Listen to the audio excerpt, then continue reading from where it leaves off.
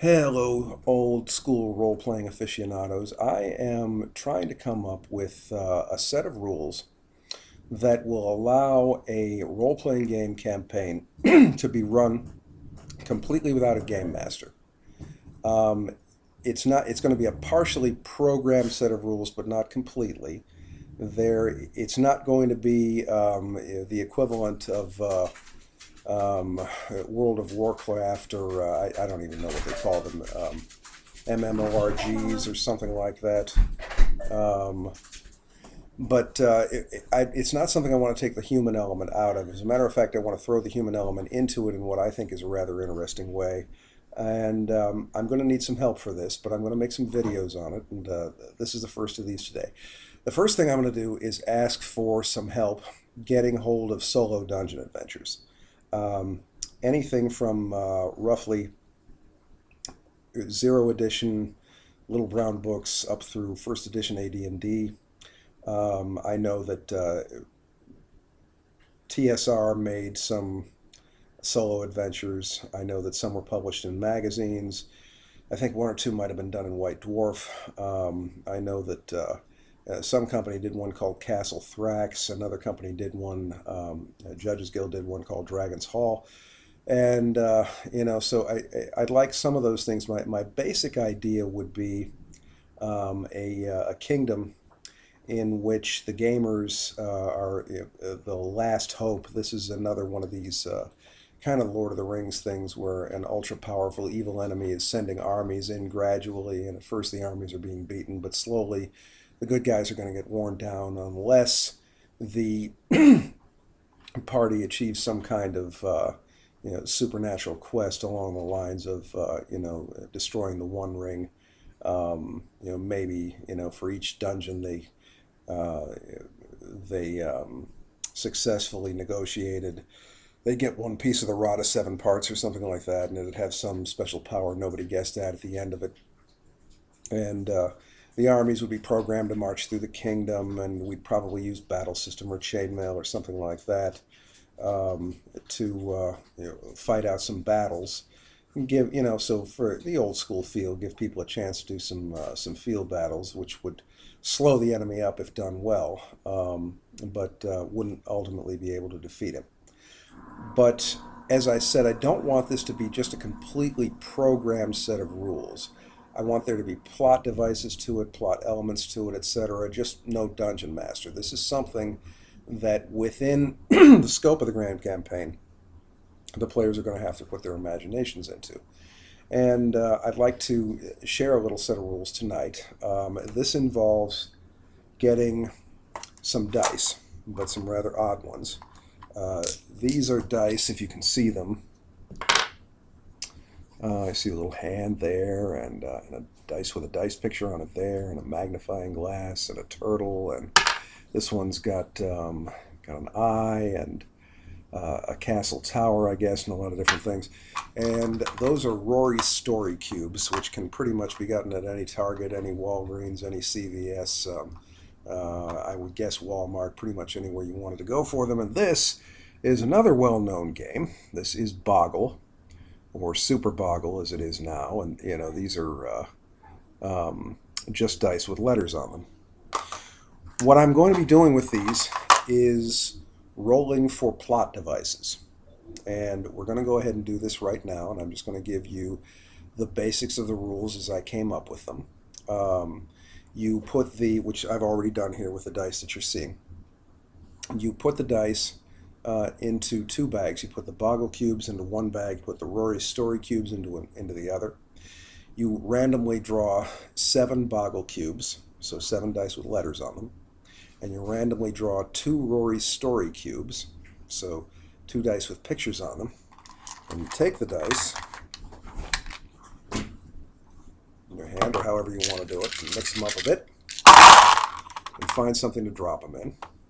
I'm hoping I can do this in such a manner that I can kind of show you what we've come up with here, what we've rolled. And maybe if okay. So we see we got the following. We got ESNLYTE. Then we got a picture, and then we got a turtle. Okay? Now, what can we possibly do with this nonsense? Well, anything.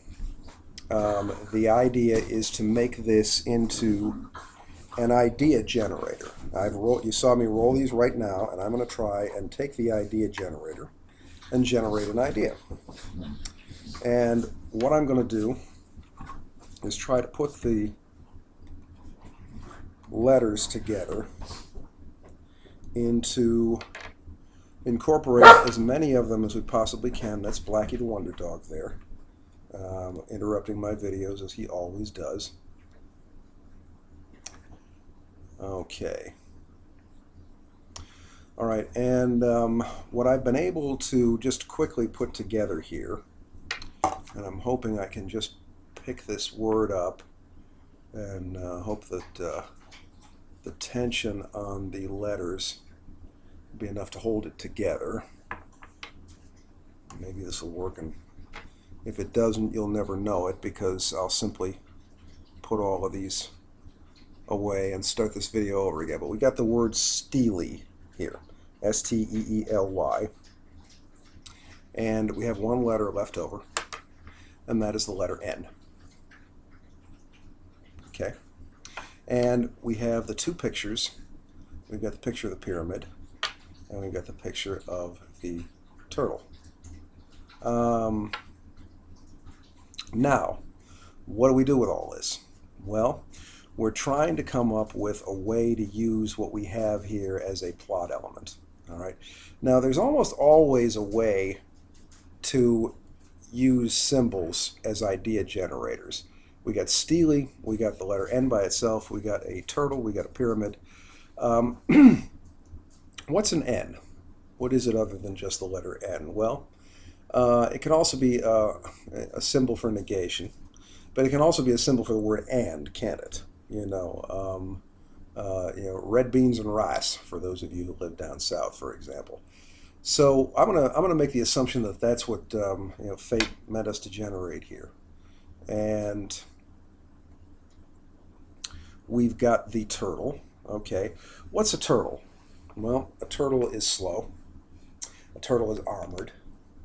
A turtle lives a very, very long time. A turtle is a reptile. A turtle is a creature of the ocean, creature of the sea.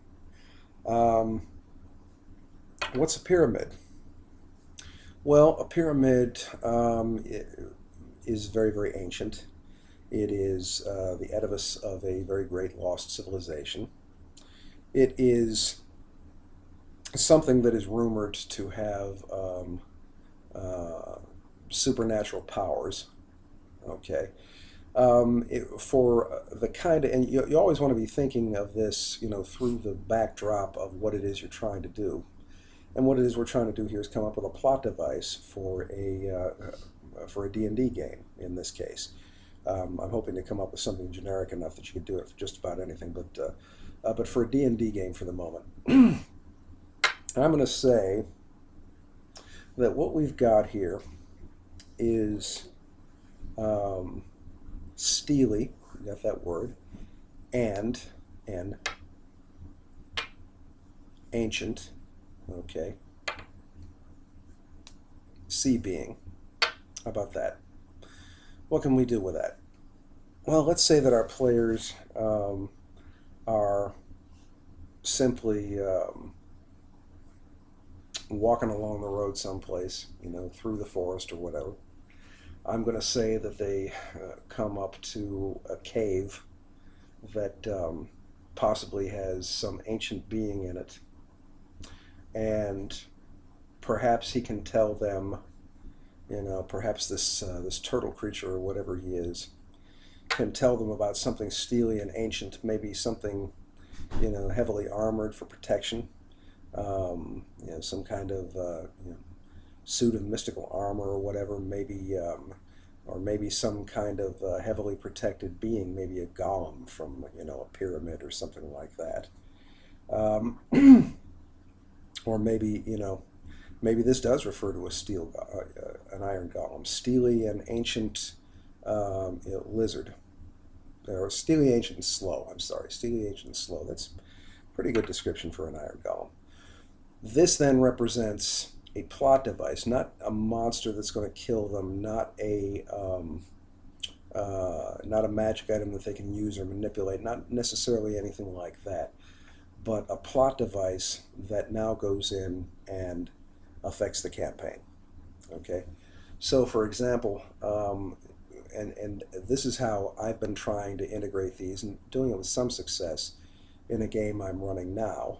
It is a GM'd game. I'm the game master of it, but so it's not going by the completely non-game mastered model that I'm talking about doing here.